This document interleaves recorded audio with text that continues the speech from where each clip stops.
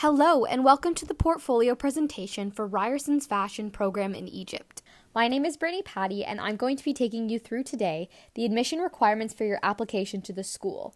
Now, today we are primarily going to go over and take a look at the non-academic requirements, which are comprised of the statement of intent and your 4 portfolio pieces. So let's get started with a little background to the program itself. The curriculum at the School of Fashion is divided into 5 different streams or fields of study: fashion design, fashion communication, fashion studies, design leadership, and textiles and material practices. Now, what is so wonderful about these different streams is that current students are able to really customize their journey through the School of Fashion and to focus on the area of fashion industry that they prefer. This will allow for wonderful opportunities and career outcomes in your desired field of work. Now, like I mentioned, today's presentation is mostly going to focus on the non-academic requirements, which is the portfolio component of your overall application to the School of Fashion. This is administered by select fashion faculty. The non-academic requirements are comprised of 1, the statement of intent, and 2, 4 portfolio pieces. Now, the statement of intent is a 500-word essay component, which allows you to draw upon your personal experiences and to tell us about your interest in fashion and why you want to specifically pursue a Bachelor of Design in Fashion. This gives you the opportunity to reflect upon your personal experiences and to allow us a little insight into your perspectives on fashion. When you're writing this essay, consider an important issue affecting fashion and the potential solutions for this issue. These issues can range from cultural appropriation to diversity and inclusion in fashion, fashion activism, sustainability, or any other issue of your choice. The key component here is not only to identify the issue, but to reflect upon potential solutions that you can come up with for this problem. In the statement of intent, we really want to see your perspectives on fashion and what you can bring not only to the School of Fashion, but to the fashion industry at large. For your 4 portfolio pieces, we have selected some category options that you can take a look at and pull inspiration from when deciding what creative work to include in your portfolio. Remember that you only need to choose 4 pieces amidst all these options, so I'm going to list several options for you here today and choose the one that resonates the most with you and include that in your portfolio. So I'm going to go over these different categories now, keeping in mind that you can always expand upon these categories as they're just examples. Ultimately, what we want to see is your creativity and technical skills in your portfolio. The first category here is writing. Now, you can include academic writing, such as an essay demonstrating your skills and research, and this can be fashion-related or otherwise. A piece of creative writing, which could be an example of a fiction piece you've written or nonfiction or poetry. This can also be fashion-related or fashion-adjacent. And finally, a piece of fashion journalism, so an article you've written for a blog or for print, whether it's been published or not, and you can include this piece in your portfolio. The next category we have is graphic design, and graphic design can fall into widely 2 different categories. So firstly, we have branding, which would be you designing a logo and advertising using original imagery and text. Now, the keyword here is original. We want to see your creative work. You can pull inspiration from the internet, but we want to see original imagery contained in this piece. Next would be a social media campaign. Now, if you think about what different brands do with their social medias in order to promote a product or service, that's what we want to see here. You can choose a social media platform of your choice, whether it be Twitter, Facebook, Instagram, TikTok, etc. For this one, we want to see graphics as well as a written description of your strategy. So the goal here is the social media strategy piece. The next category is fine art. Now, this can be traditional art media like painting, printmaking, sculpture, etc. And this is where you can explore different technical skills and your creativity. If you are proficient in fine art, this might be the option that you want to pick, and you can use a variety of different mediums. These are just the ones we have listed here. And this piece can be fashion adjacent or related to the fashion industry in some abstract or thematic way, but it doesn't necessarily need to be a fashion figure. Now, for the fashion illustration or drawing, we do want this to be more fashion related, but the medium is totally up to you, so you can do whatever medium that you prefer, whether it be pencil crayon, marker, charcoal, chalk, pastel, painting, etc. But the subject matter of this illustration or drawing should be either a fashion figure or a garment design or an accessory design or a product illustration, and this should be your original design. In the third category under fine art would be photography. Now, with photography, there's a wide variety of photographic styles that you could choose from. You could do an abstract piece of photography, and this could be fashion related or fashion adjacent. You could also do editorial photography, and now this is what is commonly seen in magazines, where it's very modeled and stylized, and it's fun, it's funky, there's a theme probably, there's lots of energy to it, etc. Or your photography could be product focused, so something that you would see on an e-commerce website that is intended to showcase a specific product, whether that be footwear or a specific piece of apparel or an accessories, and this is stylized in a way that makes you want to buy the product. The next suggested category is an accessory or textile design. The accessory design could be rendered using illustration methods like the ones I listed before, or digitally rendered. You could also create a physical prototype that you've created hands-on and take a photograph of it to submit to your portfolio. The focus of this design is that it be an accessory, so jewelry, hats, a purse, etc. We also ask that you include a short description along with the images showing the overall design and details. The difference between this and the illustration or drawing category is that the focus here is not on the illustration itself, but rather on the design of the accessory. Whereas the illustration category, you can take creative liberties with your illustrations. Here we want to see a design-based illustration or rendering of a product. The textile design category is quite open. You could submit an original block print or a digital design for a textile repeat, and you can also submit something that is more traditional methods like weaving or embroidery or beadwork, etc. For this, please include a short description along with sketches, prints, or photographs showing the overall design and details of your textile. The textile design category is quite open. You could submit an original block print or a digital design for a textile repeat, and you can also submit something that is more traditional methods like weaving or embroidery or beadwork, etc. For this, please include a short description along with sketches, prints, or photographs showing the overall design and details of your textile. The next category is clothing and accessories, and I think that when a lot of people think about their portfolio for fashion school, they imagine that they have to include a sewn garment. And that is not the case here. You may choose to include a sewn garment from either a commercial pattern or one of your own original design, but it's not entirely necessary to include a sewn garment if sewing is not your strongest technical skill. You may also demonstrate your creative reuse of a garment. So if you're very into upcycling garments or accessories, etc., you may use that skill towards one of your portfolio pieces. And now the next category is fashion business. And I think this is a category that tends to get overlooked, where most students or most applicants, when they think about the fashion industry, they think about apparel design or they think about garment design or branding. But fashion business is an all-encompassing part of not only the program at Ryerson Fashion, but also a big part of the fashion industry. So if you have a new business or product idea, you may include a 1 to 2 page description of this in your portfolio. Include as well concept sketches or photos, any kind of creative to support this fashion idea. Along this same idea is a marketing plan for a fashion brand. So this would be kind of looking at the creative strategy for how to execute a marketing brand. And it doesn't necessarily need to just be limited to social media marketing. This could be traditional marketing, email marketing, etc. So thinking about how to sell a product that is specifically a fashion product. So for this, include a 1 to 2 page description and concept sketches or photos or anything to support your creative.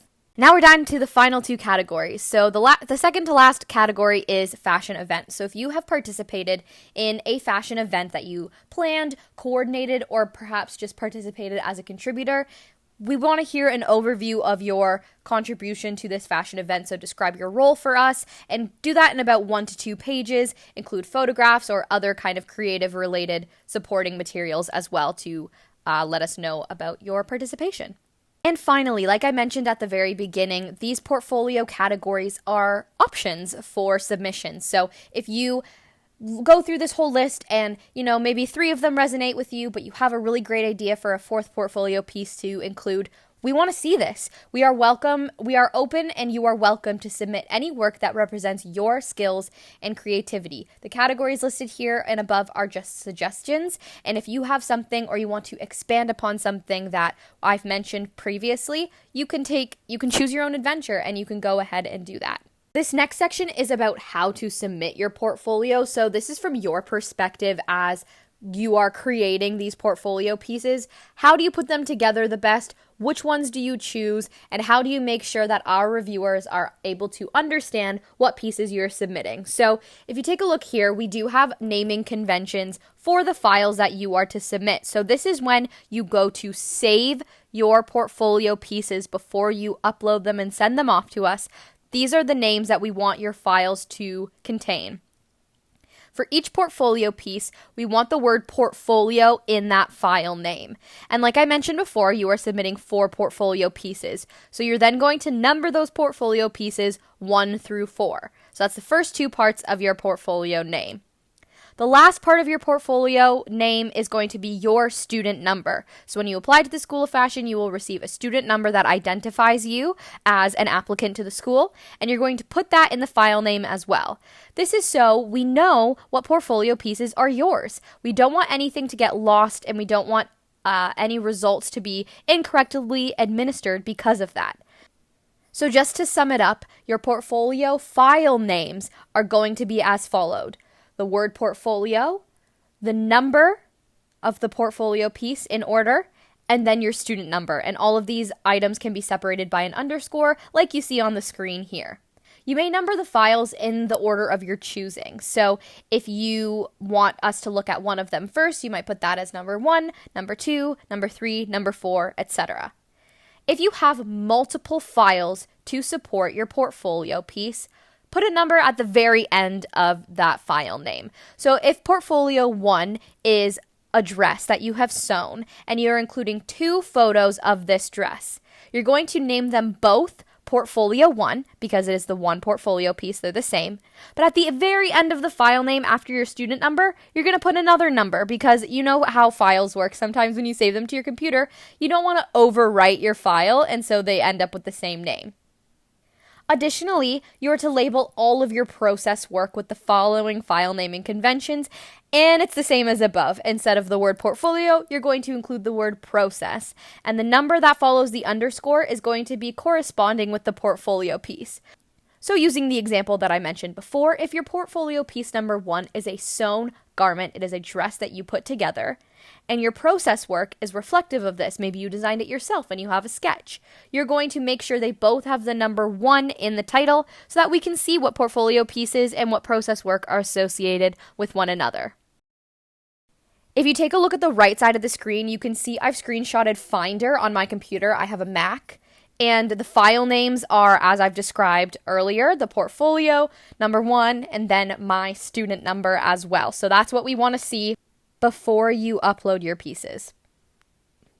So a question I get a lot from applicants before they submit their portfolios is, what do I include in my portfolio? How do I choose what new pieces to make or what pieces that I pull from in my existing collection? How do I choose what to submit? And the answer does vary from person to person, but I think I've identified 3 key elements to take a look at when you're deciding what portfolio piece to create or what piece from your existing set of work to include. Number 1, take a look at the technical skills. If you're going to be creating a new piece, what technical skills do you already possess? Are you very strong at sewing? Are your technical skills, do they lie more in graphic design? Are you better at illustration? Do you render things better digitally or with pen and paper? What are you already good at? Then take that a step further, and how can you use the technical skills that you've identified you're good at to support your creativity? So of course, if you're applying to the School of Fashion, you're a creative person. How can you take that creativity in your brain and channel it through the technical skills you're already good at? Number 2, more on that idea of creativity. Within that creativity, we want to see your ideas. We want to see you shining through in this portfolio in every single piece. So whether that be divergent ideas that maybe are uncommon in fashion and your creative process to landing on those ideas, we want to see it all. We also want to see the expression of your creativity intentionally through all of your portfolio pieces and paying close attention to detail throughout the whole portfolio presentation itself. This goes for all aspects of that portfolio. And finally, thinking about new perspectives and what fashion means to you. What can you bring to Ryerson Fashion and how do you want to change the industry? thinking about those ideas and that you've maybe already started to think about in your statement of intent, how can you demonstrate those ideas creatively and through your portfolio pieces? Ultimately, the most important part of the portfolio is that your creativity and you as a person shine through. There also may be some questions regarding your process work. Now, like I mentioned before, process work is not a required component of the portfolio, but it is a very valuable addition that you can include that will allow reviewers to get a better sense of who you are and where your work has come from. With that, the process work can be demonstrated through a variety of ways: sketching and multiple concept iterations before you've landed on the final piece. Material exploration, so maybe if you're doing a prototype, it started out made of vinyl and then you made it out of cotton instead, and so you're going to show us what the vinyl prototype looked like, and you're going to show us how you've explored materials throughout your process. You may also include photographs of that work in process. Perhaps you've done various fittings for a sewn piece, or you've taken screenshots along the way when you're working on a graphic design or a branding piece, and you can include that in the portfolio as well. Additionally, I mentioned before, you can draw on inspiration from your life, your surroundings, the internet, etc. But if you do so, we want to see where that comes from, whether that be in the form of a mood board or specific credited images from the internet. We would love to see where your creativity has drawn inspiration from. And finally, if you've taken notes or done research on any part of your portfolio to arrive where you are, we would love to see that included as well. All of this process work just really helps to round out you as a person, your creative process, and also all of the portfolio pieces. Remember, this is the first time we're seeing any work from you, and your portfolio pieces, as much as we want them to be able to stand alone, any additional context is very valuable. Next, I want to talk about file preparation. Now, because this is an online portfolio submission, you do have a lot of flexibility within what kind of files you can submit. You can submit image files, video files, audio files, or PDF files. And I've included on the screen here a recommended size for each of those files because, as you know, if you've tried to download something from the internet before, if something's super large, it doesn't load very well and it might end up being pixelated, and you want your work to be the best that it can be. Additionally, I've included a recommendation here for a standard to use as general guidelines for browser-based viewing. So this is the general size the images that you submit should be in your portfolio. They should be no bigger than 1024 by 1024 pixels at 72 pixels per inch. Now, within that guidelines, you can have them be different dimensions and different ratios, but I wouldn't go farther than that size because they might not look the best on our reviewer screens. And like I mentioned before, we want your work to look the best that it can be. So I have a couple more recommendations when it comes to file preparation. If you're submitting something and you want it to be like a booklet or multiple pages in a row, I would recommend using PDFs where possible. I think that PDFs are really, really great because it packages everything together really nicely and allows you to control the narrative of your portfolio piece. So if you want pages to be in a certain order and you want them to all be looked at the same time, you can put them into a PDF where you customize the order and you customize the way that our reviewers are going to navigate through your work. With this, I would also recommend you put your process work together in a multi-page PDF.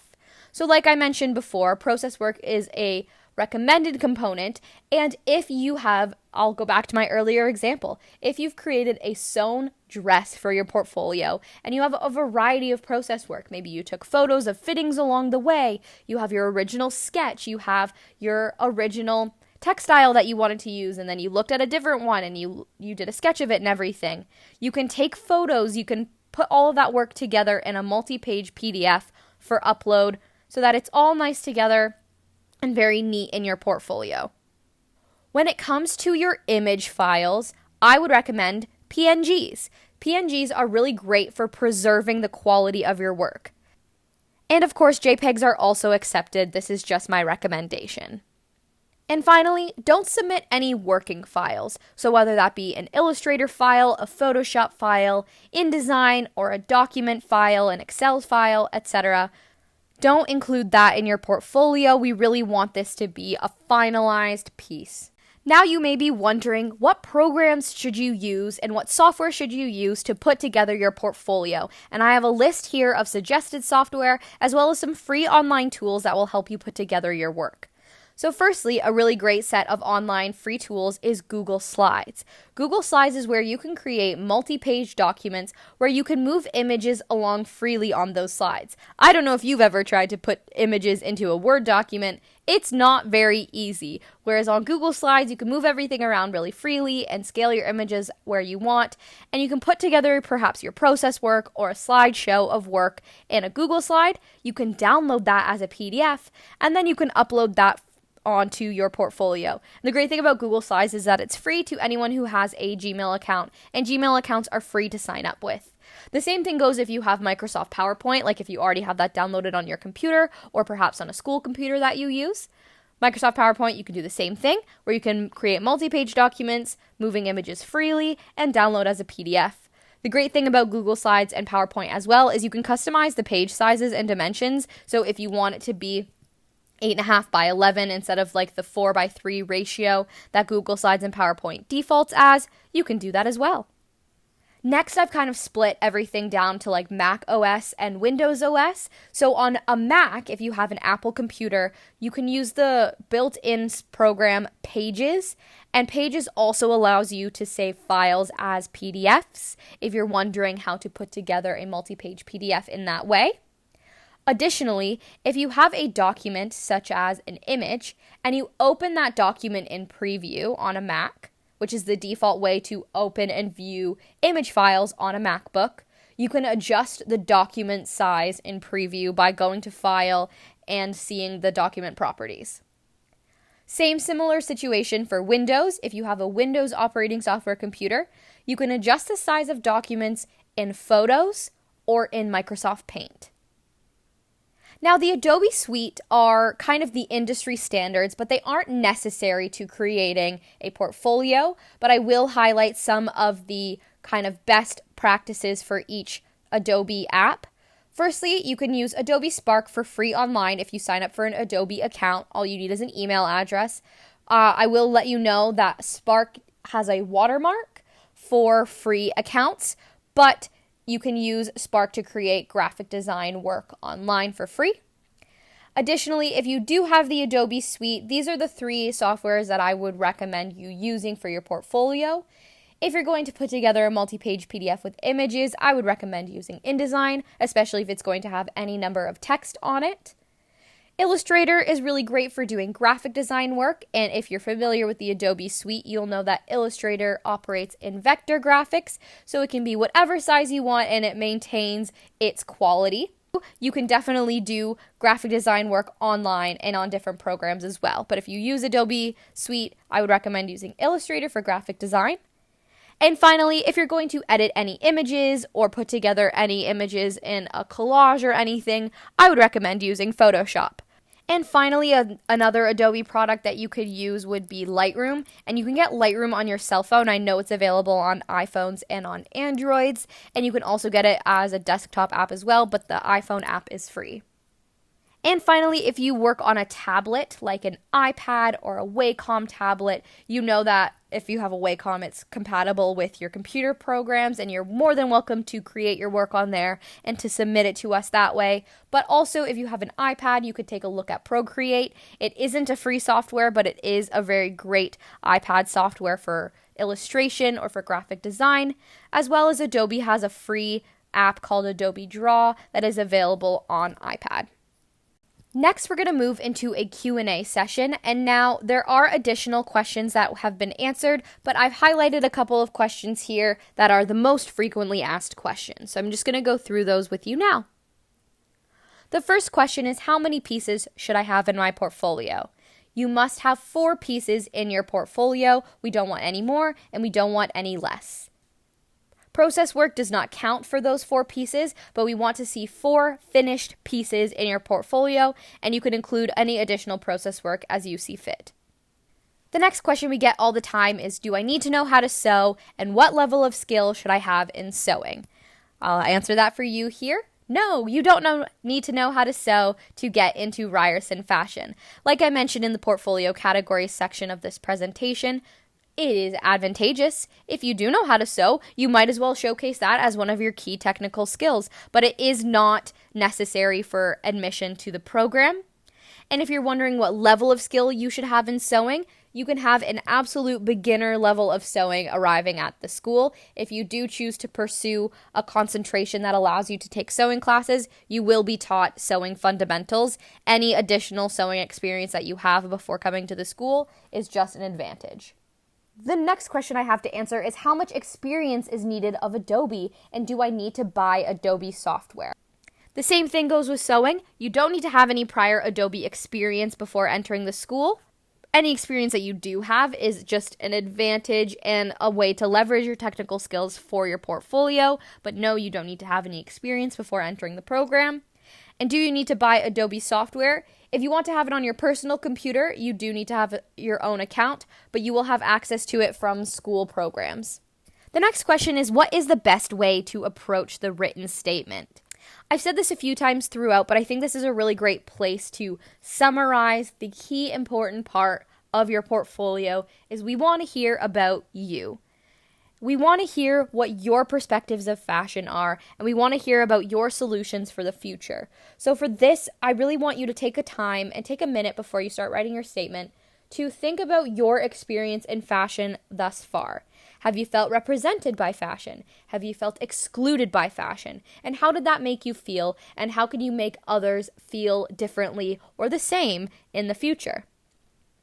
Once you've kind of landed on that personal reflection bit, do a little bit of research and reflect on that research as well. And then you can take a stab at your portfolio statement of intent. And I think that leads really nicely into the next question, which is, what sets me aside from other applicants? And I think the most encouraging piece of information and a piece of advice that I can give you is you set yourself apart from other applicants. Everyone's unique perspectives on fashion is what sets them apart from other applicants. So we don't want to necessarily know what your high school teachers think about fashion or what your parents think about fashion or what people on the internet think about fashion. We want to know what you think about fashion and how you view creativity. And that will inherently set you apart from other applicants, as well as making sure to follow all of the guidelines closely and to make sure your portfolio is easy to understand for our reviewers. And that leads us to the end of our presentation, but don't worry, you'll be able to connect with us in other ongoing ways. If you are a prospective student and you have questions about admission criteria, the processes, portfolio, general campus questions, or program curriculum, etc., please email us at ryersonadmission@uofcanada.edu.eg, and we can answer those questions there. If you are an admitted student, congratulations, and you have any questions about schedules, payments, class registrations, etc., please email us at ryersonregistration@uofcanada.edu.eg. Thank you so much for taking the time to listen to this presentation today, and I wish you all of the best with your portfolio to the School of Fashion. Have a great day. Bye now.